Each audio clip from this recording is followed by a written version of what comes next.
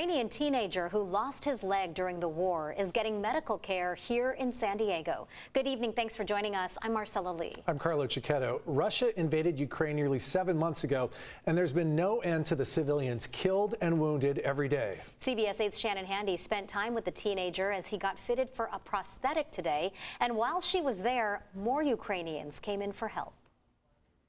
I met 16-year-old Ivan at one of his appointments here at Peter Harsh Prosthetics in Mira Mesa. It will be months before he can return home to Ukraine, and he's going to need a lot of help during that time. It turns out he's not the only one here under similar circumstances. Yes, nice to meet you. 16-year-old Ivan Chaban is slowly learning English since arriving to San Diego 2 weeks ago. But you don't have to understand his language to sense the trauma he's been through. Via a translator, Ivan says he doesn't want to disclose too many details about the incident that brought him here. Here's what he did share. In March, Ivan and his family were walking to get groceries in the northeastern part of Ukraine when he says a Russian tank left its convoy and intentionally ran over them. His mom was knocked to the ground and suffered a head injury. His stepdad was killed. He wound up losing his right leg.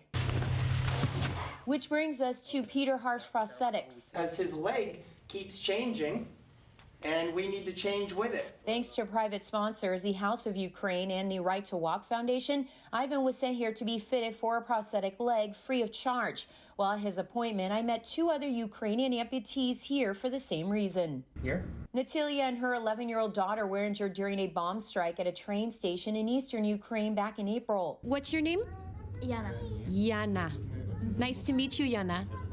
Nice to meet you. It's even more heartbreaking because I have young children. I have an 11-year-old. Peter Harsh, who runs the clinic, says Natalia and Yana were the first Ukrainians to visit the United States solely for prosthetic care. He was connected to them, as well as Ivan, through the work he's done helping Republic of Georgia soldiers who were injured in Afghanistan and Iraq.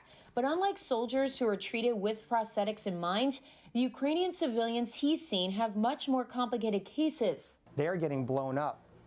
But then they're not thinking about prosthetic care. They're thinking about saving their lives. So what we're seeing with blast wounds in Ukraine is that they have very sharp bones. Other bones are longer than the others. It's like razor blades inside their limbs. Harsh says it takes time to not only get a properly fitting prosthetic, but learn to walk on it. He estimates Ivan and his guardian will be here for at least 4 months. They have temporary housing, but are in need of something more permanent. They also need people who can help drive them to and from daily appointments. And if possible, Ivan would like an English tutor, saying he wants to learn our language before going back to Ukraine, where his mom and siblings are, and where he hopes at some point a normal life awaits. To help Ivan or provide assistance to others who may need it, contact the House of Ukraine. We have that information up on our website, cbs8.com. Just click on this story.